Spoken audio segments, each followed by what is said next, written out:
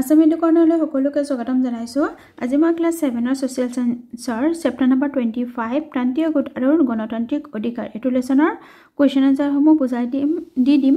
বুকতে দি দিম আৰু লগতে পাঠটো থুলমুলকে বুজাই দিম। থুলমুলকে মানে কি মেইন পইণ্টবোৰ মই কৈ যাম। প্ৰথমতে আছে প্ৰান্তীয় গোটৰ ওপৰত, গতিকে প্ৰান্তীয় গোট মানে হেতু কৈ যাম। ওকে, ভাৰত এখন নানা জাতি উপজাতি বিভিন্ন ধৰ্ম বৰ্ণ ভাষা সংস্কৃতিৰ পৰিপূৰ্ণ দেশ। দেশৰ শান্তি সমৃদ্ধি আৰু সামগ্ৰিক বিকাশত এই বিভিন্ন জনগোষ্ঠীৰ লোকসকলৰ অমূল্য অৱদান আছে। মানে ভাৰতৰ বিভিন্ন জাতি ধৰ্ম বৰ্ণ বিভিন্ন ভাষাভাষী লোক আছে। গতিকে বিভিন্ন ভাষাভাষী বিভিন্ন ধৰ্ম জাতি ধৰ্ম লোক আছে, যিহেতু বিভিন্ন সংস্কৃতিও আছে হেতু কৈছে। গতিকে বিভিন্ন জনগোষ্ঠীৰ লোকসকলৰ অমূল্য অৱদান সকলো ভাৰতৰ সামগ্ৰিক বিকাশ যোনটো ভাৰতৰ উন্নতি হৈ আছে সেইবোৰ গোটেই সামগ্ৰিক বিকাশত সকলো জনগোষ্ঠীৰে সমান অৱদান আছে। আমাৰ দেশক এখন সৰ্বোত্তম গণতান্ত্ৰিক ৰাষ্ট্ৰ হিচাপে প্ৰতিষ্ঠা কৰিবলৈ ভাৰতীয় সংবিধান দায়িত্ব। মানে আমাৰ দেশক এখন সৰ্বোত্তম একদম সকলোতকৈ উত্তম ৰাষ্ট্ৰ হিচাপে প্ৰতিষ্ঠা কৰিবলৈ সংবিধানৰ দায়িত্ব। ওকে, সংবিধানৰ দৃষ্টিত আমি সকলোৱে এক ভাৰতীয়। সংবিধানৰ দৃষ্টিত আমি সকলোৱে এক, মানে আমি জাতি ধৰ্ম নিৰ্বিশেষ আমি এক হয়। স্বাধীন ভাৰতৰ সকলো নাগৰিকে সংবিধান প্ৰদত্ত অধিকাৰসমূহ সমানে ভোগ কৰাৰ অধিকাৰ লাভ আছে। মানে সকলোৱে একে সমান অধিকাৰ যাতে পায়, সংবিধানৰ হেতু কাম দায়িত্ব। ৰাষ্ট্ৰই দিয়া সুবিধাসমূহ দেশৰ সকলো নাগৰিকে সমানে ভোগ কৰিব পাৰিছে নে নাই তলৰ ছবি আৰু সংলাপৰ আলমত জানি লওঁ। হয়, এইবোৰ তোমালোকে পঢ়ি ল'বা, যোনবোৰ আছে চেপ্টাৰবোৰটো এবাৰ পঢ়িবাই। এইবোৰ কাহিনী আকাৰত দিছে, মই মেইন পইণ্টবোৰ কৈ দিওঁ আৰু ইয়াৰ ওপৰতে কুৱেশ্যন আনসাৰ হ'ব আছে। যোনটো কাহিনীটো দিছে সেইটোৰ ওপৰত তোমালোকে ধুনীয়াকৈ বুজি পাই যাব, ওলাব পাৰিবাই। তাৰপিছত আছে প্ৰথম আছে প্ৰান্তীয় গোট। প্ৰান্তীয় গোট মানে কি? প্ৰথমতে একদম সহজ ভাষাত এটা পইণ্টত মই উদাহৰণ দি বুজাওঁ। এতিয়া চোৱা, আমি আগতে কি আছিলে? ৰিক্সা আছিলে, এতিয়া কি ওলাইছে? টমটম। এতিয়া ৰিক্সা চালকবোৰে কি হৈছে? কিছুমানেতো চলাব নোৱাৰে, গাড়ী মটৰ চলাব নোৱাৰে, ৰিক্সাহে চলাব পাৰে। একেবাৰে দুখীয়া শ্ৰেণীৰ কৈ আছোঁ কি, হয়তো কিছুমানে ৰিক্সাৰ পৰা টমটম লৈছে, কিন্তু কিছুমানেতো এতিয়া ৰিক্সা চলাই আছে। গতিকে ৰিক্সাত কি হয়? আমি উঠোঁ জানো? আমি নুঠোৱে। গতিকে ৰিক্সাত দেৰি হৈ যাবলৈ বহুত টাইম লাগে। তো টমটমত কি হয়? আমি সোনকালে পাওঁ, সেইবাবে ৰিক্সা নুঠোঁ, যাৰ ফলত ৰিক্সাৰ গৰাকীসকলে বহুত আৰ্থিক সমস্যাৰ সন্মুখীন হয় নে নহয়? এইটোৱে হ'ল প্ৰান্তিক গোট। মানে অৰ্থনীতিভাৱে বিভিন্ন ধৰণৰ বিকাশ নগৰীকৰণ আধুনিকীকৰণৰ ফলত সমাজৰ কিছু লোকৰ কিছুমান অধিকাৰৰ পৰা বঞ্চিত হৈ যায়, কিছুমানৰ লোকচান হয়, মানে কিছুমান সমস্যাৰ সন্মুখীন হয়। সেয়া হ'ল প্ৰান্তীয় গোটৰ পৰে। প্ৰান্তীয় গোটৰ মেইন অৰ্থটোৱে হ'ল এইটো, কোনো এখন সমাজৰ আৰ্থিক সামাজিক আৰু শৈক্ষিক অনগ্ৰসতাত ভোগা লোকসকলকে প্ৰান্তীয় গোট হিচাপে জনা যায়। অ'কে, প্ৰান্তীয় গোট কাক বোলে আহিব পাৰে। প্ৰান্তীয় গোটৰ পিছতে মেইন পইণ্টটো কি আছে? অসমৰ চাহ খেতিৰ কথা কৈছে। অসমৰ চাহ খেতি পৃথিৱী বিখ্যাত। ব্ৰিটিছ দিনৰ পৰা অসমত চাহ উদ্যোগ গঢ় লৈ উঠে। সেই সময়ৰ ব্ৰিটিছসকলে অসমৰ মাটি চাহ খেতিৰ বাবে উপযোগী বুলি জানি অসমৰ বৃহৎ এলেকাত চাহ খেতি কৰিবলৈ ল'লে। চাহ খেতিটো ব্ৰিটিছৰ সময়ৰ পৰাই অসমত চলি আছে। চাহ খেতিৰ বাবে তেওঁলোকৰ পৰ্যাপ্ত পৰিমাণৰ বনোৱাৰ প্ৰয়োজন হ'ল। থলুৱা বনোৱা নাটনিৰ ফলত তেওঁলোকে ভাৰতৰ মধ্যভাগৰ পৰা হাজাৰ হাজাৰ বনোৱা আমদানি কৰিলে। মানে যিহেতু সেই সময়ত থলুৱা বনোৱা নাছিলে, সেইবাবে ভাৰতৰ মধ্যভাগৰ পৰা বহুতো বন কৰা মানুহ আনিছিলে। দেশৰ আন অঞ্চলৰ পৰা এই বনোৱাসকলে নিজৰ গাঁও সমাজ সকলো এৰি দূৰ প্ৰান্তৰ চাহ বাগিচা অঞ্চলত বসবাস কৰিবলৈ ল'লে। নিজৰ গাঁও এৰি দিলে, সমাজ এৰি পেলাই নিজৰ মানে অসমত চাহ বনোৱা হিচাপে কাম কৰিবলৈ ল'লে। আমি সকলোৱে জানো যে চাহ উদ্যোগ আমাৰ দেশৰ অৰ্থনীতিত বিশেষ অৱদান আগবঢ়াইছে। আমাৰ দেশখন মানে উন্নতিৰ ক্ষেত্ৰত চাহৰ উদ্যোগে বহুত সহায় কৰিছে, কিন্তু সেই অৰ্থনৈতিক বিকাশৰ অংশীদাৰ সকলোৱে সমানে পাব পৰা নাই। চাহ বনোৱাসকল আৰ্থিক আৰু শৈক্ষিকভাৱে যথেষ্ট অনগ্ৰসৰ। যোনবোৰ চাহ বনোৱাসকল আছে তেওঁলোকে শৈক্ষিকভাৱে আৰু আৰ্থিকভাৱে টকা পইচাৰ ক্ষেত্ৰত আৰু শিক্ষাৰ ক্ষেত্ৰত একেবাৰে তলত থাকে। তেওঁলোকে কামৰ বাবদ মজুৰি কিমান হ'ব নিজে ঠাৱৰ কৰিব নোৱাৰে। ফলস্বৰূপে অতি কম মজুৰিত তেওঁলোকে বাগিচাত কাম কৰিবলৈ চাহ বনোৱা হিচাপে কাম কৰে। তেওঁলোকে কি কৰে? ইমান শিক্ষিত নহয়, ইমান পঢ়া শুনা নকৰে আৰু বহুত কষ্ট কৰে। কষ্টৰ ফলত যে তেওঁলোকে যিমানখিনি মানে সুবিধা যিমানখিনি টকা পাব লাগে সিমানখিনি টকা নাপায়। তেওঁলোকে একো নকয়ও, তাৰ বিনিময়ত তেওঁলোকে একো নকয়, কাৰণ তেওঁলোকে ইমান শিক্ষিত নহয়। তেওঁলোকে ইমানখিনি নাজানে যে কিমানখিনি কামৰ বাবে কিমানখিনি মজুৰি তেওঁলোকে নিজে পাব লাগে গতিকে ফলস্বৰূপে অতি কম মজুৰিত তেওঁলোকে বাগিচাত কাম কৰিবলৈ বাধ্য হয় আনহাতে বনুৱাসকলৰ মাজত সামাজিক সচেতনতাৰ অভাৱ হেতুকে উপযুক্ত শিক্ষা স্বাস্থ্য আৰু সুস্থ পাৰিপাৰ্শ্বিক পৰিৱেশ এটা গঢ় ল'ব নোৱাৰে যাৰ বাবে তেওঁলোকে নিশ্চয় আৰু অৱহেলিত জীৱন যাপন কৰিবলগীয়া মানে একেবাৰে অৱহেলিত জীৱন যাপন তেওঁলোকে জীৱন যাপন কৰে বৃহৎ তাৰপিছত আছে বৃহৎ নদীবন্ধৰ কথা বৃহৎ নদীবন্ধে কি সুবিধা হয় সুবিধাটো কি হয় চোৱা বৃহৎ নদীবন্ধৰ আঁচনিৰ দ্বাৰা বিদ্যুৎ উৎপাদন নদীবন্ধৰ নদীৰ পানীৰ পৰা কি হয় বিদ্যুৎ উৎপাদনটো পানীৰ পৰা হয় গতিকে নদীবন্ধৰ পৰা পানী বিদ্যুৎ উৎপাদন হয় বানপানী নিয়ন্ত্ৰণ হয় ভালকৈ নদীবান্ধ দিলে কি হয় বানপানীবোৰ নিয়ন্ত্ৰণ হয় বানপানী মানে গাঁৱে ভূঞে নাহে জলসিঞ্চন আদিৰ দৰে জনকল্যাণমূলক সুবিধাবোৰ লাভ কৰিব পাৰি নদীবান্ধৰ সুবিধা এইবোৰ তদুপৰি সেই অঞ্চলৰ আৰ্থ সামাজিক দিশতো এই বান্ধৰ প্ৰভাৱ পৰিলক্ষিত হয় থলুৱা নিবনুৱাসকলে সংস্থাপনৰ সুবিধা পায় নদীবান্ধৰ আঁচনিবোৰ হ'লে বিভিন্ন কাম কাজ ওলায় তেতিয়া সেই কাম কাজত কি হয় থলুৱা যিসকল সেই ঠাইৰ লোক আছে তেওঁলোকে কাম কৰিবলৈ সুবিধা পায় অ'কে গতিকে এইখিনি হ'ল সুবিধা তাৰপিছত কিছুমান অসুবিধাও আছে নদীবান্ধৰ এইখিনি আছে তোমালোকে ভালকৈ মুখস্থ কৰি ৰাখিবা নদীবান্ধৰ সুবিধা আৰু অসুবিধাবোৰ আহিব পাৰে দেই নদীবান্ধৰ ওপৰৰ অংশত পানী জমা কৰি ৰাখিবলৈ এক বিস্তৃত এলেকাৰ প্ৰয়োজন হয় মানে নদীবান্ধটো যি দিয়া হয় তাতে ওপৰ অংশত পানী জমা কৰিবলৈ বহুত ঠাই লাগে আনহাতে বান্ধৰ নামনি অংশত থকা বাস কৰা লোকসকলে নানা অসুবিধাৰ সন্মুখীন হয় মানে ওচৰত যি সেই নদীবান্ধৰ ওচৰত থকা যিবোৰ লোক আছে তেওঁলোকে বহুত অসুবিধাৰ হয় আৰু তেওঁলোকে পানীৰ অভাৱৰো সন্মুখীন হ'বলগীয়া হয় নদীৰ পানীভাগৰ ওপৰ অংশৰ আবদ্ধ কৰি ৰখাৰ বাবে তেওঁলোকে কৃষিজীৱী লোকসকলে কৃষিৰ বাবে প্ৰয়োজনীয় পানী নাপায় আৰু যিসকলে নদীৰ ওচৰৰ মানুহবোৰে বেছিভাগ কৃষি খেতি কৰে গতিকে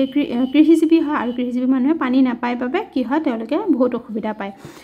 নৈৰ পানী তৰাং হোৱাৰ লগে লগে তাত থকা মাছ পুঠি বিভিন্ন জলচৰ প্ৰাণীসমূহৰ বিলুপ্তি ঘটে যেতিয়া নৈৰ পানী শুকাই যায় তেতিয়া কি হয় মাছবোৰ পানী থাকিলেহে জীয়াই থাকিব গতিকে বিভিন্ন মাছবোৰ মৰি থাকে নৈপৰীয়া মাছমৰীয়াসকলৰ জীৱিকাত বাধা আহি পৰে মাছমৰীয়াসকলে মাছ মাৰিয়ে জীৱিকা নিৰ্বাহ কৰে গতিকে মাছবোৰ মৰি গ'লে কি জীৱিকা নিৰ্বাহ কৰাত অসুবিধা হয় কষ্ট হয় জলপথেৰে আহ যাহ কৰা লোকসকলৰ যাতায়াততো বিজুতি ঘটে যেতিয়া পানী শুকাই যায় তেতিয়া আহা যোৱাৰ অসুবিধা হয় মুঠৰ ওপৰত সেই অঞ্চলৰ যিসকলে মানে আহা যোৱা মানে নাও দি যিসকলে আহা যোৱা কৰে সেই তেওঁলোকৰ অসুবিধা হয় মুঠৰ ওপৰত সেই অঞ্চলৰ পাৰিপাৰ্শ্বিক ভাৰসাম্যতা বহুগুণে হ্ৰাস পায় তাৰপিছত আছে প্ৰান্তীয় গোটৰ অনগ্ৰহতাৰ কাৰক এটি ইম্পৰ্টেণ্ট পইণ্ট হয় সামাজিক সচেতনতাৰ অভাৱ ৰাজনৈতিক প্ৰৱণতা অৰ্থনীতিৰ অনগ্ৰহতা শিক্ষাৰ অভাৱ জনসংখ্যাগত দুৰ্বলতা এই পাঁচটা পইণ্ট ভালকৈ মুখস্থ কৰি ৰাখিবা এইবোৰ কাৰকৰ বাবে প্ৰান্তীয় গোটৰ অনগ্ৰহতাৰ পৰে অ'কে প্ৰান্তীয় গোট মানে কি অলৰেডি মই আগত বুজাই আহিছোঁ তাৰপিছত আছে চোৱা উপৰোক্ত কাৰণৰ পাছপৰি ৰোৱা প্ৰান্তীয় গোটসমূহে বিভিন্ন সময়ত সমাজৰ অন্য লোকে সন্মুখীন নোহোৱা কিছুমান নিৰাপত্তাগত সমস্যাৰ সন্মুখীন হ'ব লগা হয় যেনে স্থানান্তৰ সমস্যা মানে এঠাইৰ পৰা আন ঠাইলৈ যাব লগা হয় এইবোৰ কিছুমান কাৰণ এই পাঁচটা কাৰণৰ যিকোনো কাৰণৰ বাবে এঠাইৰ পৰা আন ঠাইলৈ যাব লগা হয় নতুন ঠাইত সংস্থাপনৰ পাছত সন্মুখীন হ'বলগীয়া সামাজিক নিৰাপত্তাগত মানে কিছুমান মানুহ যেতিয়া এঠাইৰ পৰা আন ঠাইলৈ যায় সেই ঠাইটো চিনি নাপায় তাৰ লোকে তেওঁলোকক চিনি নাপায় গতিকে নিৰাপত্তাহীনতাত তেওঁলোকে ভুগে জীৱিকাৰ সমস্যা নতুন ঠাইত গ'লে জীৱিকাটো কি কৰি খাব সেইটো পটককৈ মানে বিচাৰি নাপায় যেহেতু মানুহে চিনি নাপায় ইয়াৰ উপৰি বিভিন্ন সময়ত দেখা যায় যে উচ্ছেদিত হোৱাৰ পিছত বহু লোকে সংস্থাপনৰ সুবিধা লাভ কৰিবলৈ সমৰ্থ নহয় মানে এঠাইৰ পৰা যেতিয়া আন ঠাইলৈ যাবলগীয়া হয় তেতিয়া কি হয় কিছুমান ঘৰো নাপায় কিছুমান উচ্ছেদিত আজিকালি যেহেতু বহুত ঠাইত উচ্ছেদ চলি আছে বিভিন্ন চৰকাৰৰ মাটি যিসকলে মানে থাকি আছে তেওঁলোকক উচ্ছেদ কৰা হৈ আছে গতিকে তেওঁলোকে কি হয় নিজৰ ঘৰ আকৌ বিচাৰি নাপায় তাৰপিছত কি আছে তেওঁলোকে ৰংপিৰ এইবোৰ কাহিনী আছে এইবোৰ তোমালোকে পঢ়িলে বিচাৰি পাবা প্ৰান্তীয় গোট আছে বা কোনবোৰ মানুহক অভিহিত কৰিব পাৰি এইবোৰ চোৱা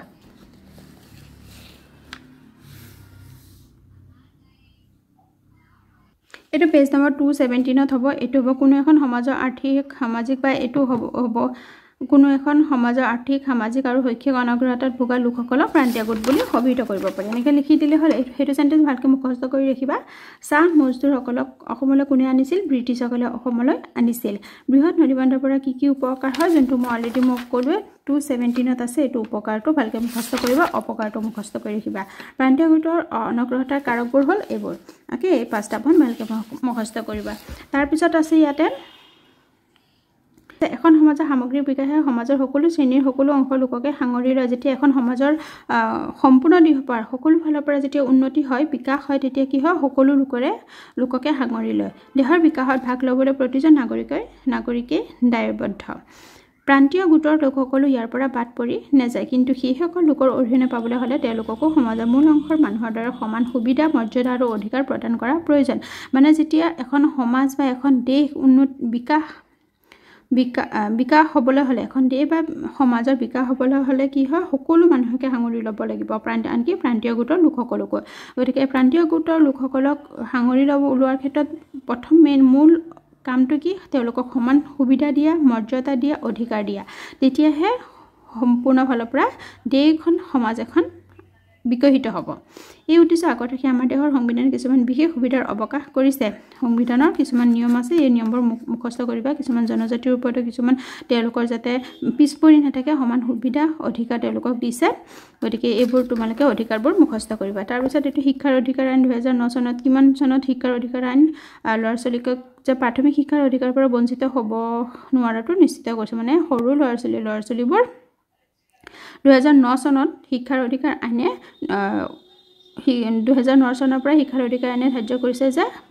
প্ৰাথমিক শিক্ষাটো স্তৰটো ল'ৰা ছোৱালীয়ে পঢ়িবই লাগিব ওকে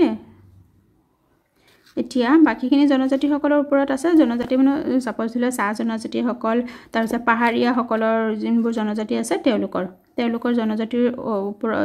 ওপৰত কিছুমান ব্যৱস্থা আছে সাহিত্যহান ব্যৱস্থা আছে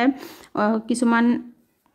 সুবিধা আছে নিয়ম নীতি আছে সেইবোৰ নিয়ম নীতি ইয়াতে আছে এইটো কোৱেশ্চন আনসাৰটো আছে গতিকে মই আকৌ দেখুৱাই দিম তাৰ পিছত এতিয়া কোৱেশ্চন আনসাৰ সমস্যা প্ৰান্তীয় গোট কাক বোলে প্ৰান্তীয় গোট মাজৰ যোনটো অলৰেডি মই ইয়াতে দেখাছো পেজ নম্বৰ 217 এইটো হ'ব কোনো এখন সমাজৰ আৰ্থিক সামাজিক আৰু শৈক্ষিক অনগ্ৰতাত ভোগা লোকসকলক প্ৰান্তীয় গোট বুলি জনা যায় বা প্ৰান্তীয় গোট বোলে লিখিলে হ'ল তাৰ পিছত অসমৰ চাহ খেতিৰ বাবে ব্ৰিটিছসকলে ক'ৰ পৰা বনোৱা আমদানি কৰিছিল ভাৰতৰ মধ্যভাগৰ পৰা বনোৱা মানে কি কাম কৰা মানুহ চাহ খেতিৰ বাবে যিসকলে কাম কৰা তেওঁলোকক বনোৱা বুলি কয় চাহ খেতিও নহয় যিকোনো কাম কৰা মানুহক কি কয় বনোৱা বুলি কয় কোনো এখন আইনমতে প্ৰাথমিক শিক্ষা কোনখন আইনমতে প্ৰাথমিক শিক্ষা বাধ্যতামূলক কৰা হয় 2009 চনৰ মতে শিক্ষাৰ অধিকাৰ আইন এনেকৈ লিখিব পাৰে শিক্ষাৰ অধিকাৰ আইন 2009 চনৰ মতে প্ৰাথমিক শিক্ষা বাধ্যতামূলক কৰা হয় শেষত দাৰি দিবা বৃহৎ নদীবন্ধৰ পৰা কি অপকাৰ আগৰ কোৱেশ্চনটো আছিল ইয়াতে যোনটো পেজ নম্বৰ 218 ত আছে কি আছিল উপকাৰটো আছিল ইয়াতে অপকাৰ দিছে গতিকে দুইটা কোৱেশ্চন তোমালোকে পঢ়িব লাগিব তাৰ পিছত 2 নম্বৰ কটো অপকাৰটো অলৰেডি মই ক'লোৱে এটো অপকাৰ পেজ নম্বৰ 218 ত আছে এখিনি যোনখিনি চিন দিছে এখিনি লিখি দিলে হৈ যাব তাৰ পিছত 2 নম্বৰ কটো কোৱা কি কাৰণত প্ৰান্তীয় গোটৰ সৃষ্টি হ'ব পাৰে তেওঁলোকৰ প্ৰধান সমস্যাসমূহ কি কাৰণত প্ৰধান প্ৰান্তীয় গোটৰ সৃষ্টি হ'ব পাৰে উদ্যোগিক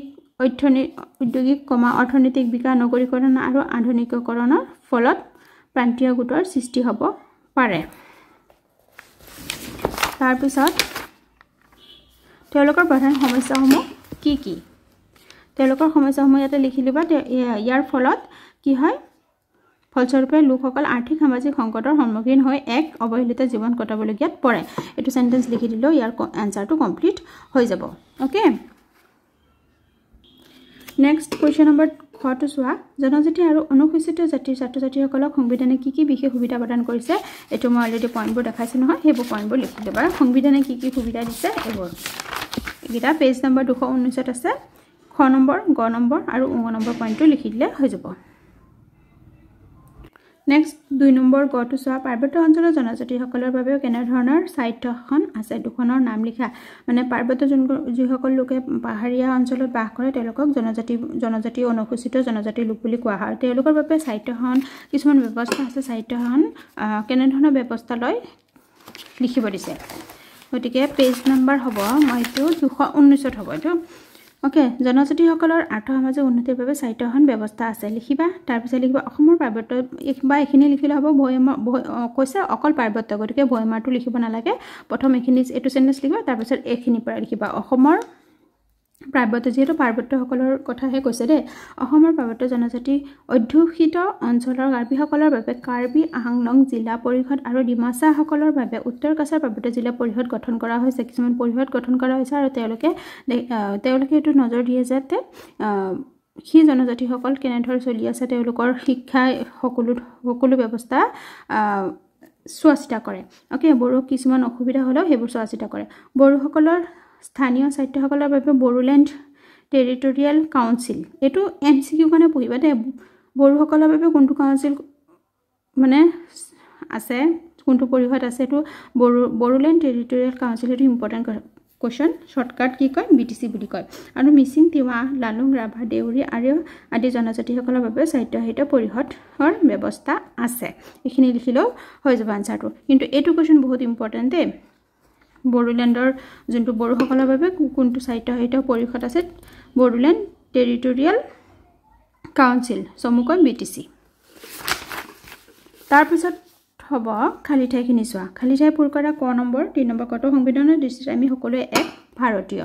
খ নম্বৰটো অসমৰ মাটি চাহ খেতিৰ বাবে উপযোগী দেশৰ বিকাশত ভাগ ল'বলৈ প্ৰতিজন নাগৰিকে দায়বদ্ধ সংখ্যালঘু লোকসকলৰ এই খালি ঠাইটো কি লিখা ভাষা সাংস্কৃতিক সাংস্কৃতিক গুৰুত্ব প্ৰদান কৰি সংবিধানে তাৰ ৰক্ষণাবেক্ষণৰ ব্যৱস্থা কৰিছে মানুহে শস্য উৎপাদন কৰিব নোৱাৰে মৎস্য উৎপাদন কৰিব নোৱাৰে এটো মৎস্য শুদ্ধ না শুদ্ধ লিখা অন্য প্ৰান্তৰ পৰা অহা ছাত্ৰ-ছাত্ৰীৰ লগত বন্ধুত্ব কৰিম এটো শুদ্ধ না শুদ্ধ শুদ্ধ কাৰণ অন্য দেশৰ পৰা মানুহ আহিলে কি আমি বন্ধুত্ব কৰিম নে অবহেলিত কৰিম আমি বন্ধুত্ব কৰিম ভালকে কথা পাতিম হয় না গতিকে এটো শুদ্ধ কথা বেলেগ ৰীতি-নীতিৰ চলা মানুহক অবহেলা কৰিম আমাৰ অসমতে বা ভাৰতত বিভিন্ন জাতি জনজাতিৰ মানুহ আছে বিভিন্ন ভাষাভাষী মানুহ আছে গতিকে আমি যি ভাষাৰ মানুহক আমি বেলেগ ভাষাৰ ভাষী মানুহক কি অবহেলিত কৰিম নেকি নকৰো গতিকে এটো অশুদ্ধ ইয়াত কৈছে অবহেলিত কৰিম বুলি আছে দেশৰ সকলোৰে মংগলৰ বাবে চৰকাৰৰ লগত সহযোগিতা কৰিম শুদ্ধ কথা নেক্সট আমি আন ব্যক্তিক শ্ৰদ্ধা মৰম সন্মান জনালেহে আমিও স্নেহ পাম এটো শুদ্ধ কথা প্ৰাকৃতিক দুৰ্যোগ হলে আমি পৰস্পৰক সহায় নকৰো প্ৰাকৃতিক দুৰ্যোগ হলে পৰস্পৰক সহায় কৰিব লাগে গতিকে ইয়াত নকৰো কৈছে গতিকে অশুদ্ধ কথা কৈছে গোটেইটা কোৱেশ্চন দিলো চেপ্টাৰটো শেষ হল এটো শেষৰটো লেসন নেক্সট মই কিছুমানে কমেন্ট কৰি আছে 21 নম্বৰ 21 চেপ্টাৰ লাগে আৰু 7 চেপ্টাৰটো লাগে গতিকে মই হেখিনি দিলো আগতে মই সিৰিয়ালি মই হে লেসনবোৰ দি লৈছো তাৰ পিছত এতিয়া আকৌ যাক যোনটো লেসন লাগে যেটো মই প্ৰথমৰ পৰা দিয়া হোৱা নাছিলে এনুৱেলৰ মানে লাষ্টৰ ফালৰ পৰা দিছিলো গোটেইটা পাৰ্টৰ লাষ্টৰ দুটা তিনটা লেসনকে দিছো গতিকে এতিয়া যি সকলে কমেন্ট কৰিবা কোনটো লেসন লাগে মই হেতু মতে দি যাম গতিকে মোৰ ফাৰ্স্ট চেনেল কৰি সাবস্ক্ৰাইব কৰি থবা তাতে মই ক্লাস 7 ৰ মেথছৰ আৰু সায়েন্সৰ ভিডিঅ'বোৰ দি আছো নেক্সট তোমালোকে যেতে ক্লাস 8 ত উঠিবা হেবোৰ ভিডিঅ' অতি সোনকালে পাই যাবা বুকবোৰ পোৱাৰ লগে মই দিয়ে যাম গতিকে ভিডিঅ'বোৰ পাবলৈ চেনেলটো সাবস্ক্ৰাইব কৰি থবা হেতু চেনেলটো সাবস্ক্ৰাইব কৰি থবা ওকে আজিলৈ আহিছো ধন্যবাদ